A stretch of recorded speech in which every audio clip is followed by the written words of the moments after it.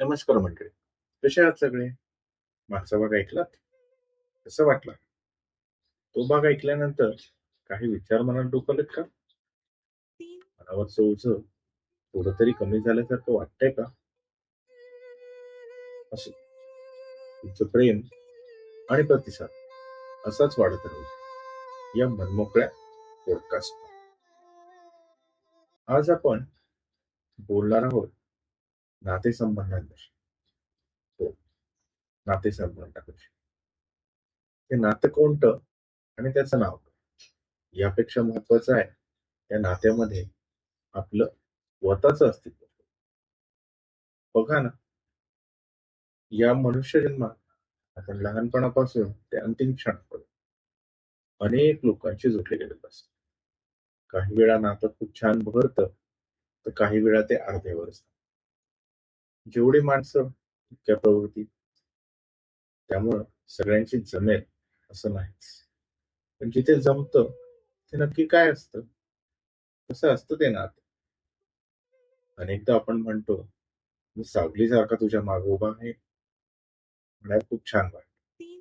या एका वाक्याने नात्यातली ओढ पण वाढते. पण खरंच आपण सावलीसारखे असतो का? कधी आपण आपल्या स्वतःच्या सावलीचा विचार केलाय? जन्मापासून कायम आपल्या बरोबर असणाऱ्या या सावलीशी आपलं हिरवंच कधीच नसतं. पण ती सावली आपली साथ कधीच सोडत नाही. ऊन असो वा सावली, चांगला प्रसंग असो वा वाईट, ती फक्त शांतपणे सोबत राहत असते. तिला तुमच्याकडून कुठल्याही प्रकारची अपेक्षा नसते. पण आपण जेव्हा कोणाच्या पाठीमागे उभे राहतो किंवा नातं जपतो, तेव्हा आपण नक्की सावली असतो का मानगुटीवर बसलेलं भूत? हो, भूत. कारण भूत सतत काहीतरी मागत असतं. आपणही नात्यात सतत अपेक्षांचे मुखवटे घालून वागतो. मी हे केलं तर समोरच्याने हे केलंच पाहिजे. या अपेक्षांच्या हिंदोळ्यावर आपण गिरकी घेत असतो. आणि जेव्हा मनाचे पडत नाही, तेव्हा आपण अपेक्षांचा डोंगर उभा करून स्वतःला आणि समोरच्यालाही त्रास देतो. मित्रांनो, या मुखवट्यामागे माझ्यातला मी शोधायचा असेल, तर एकदा स्वतःला विचारून घ्या. मी या नात्यातली सावली आहे का भूत?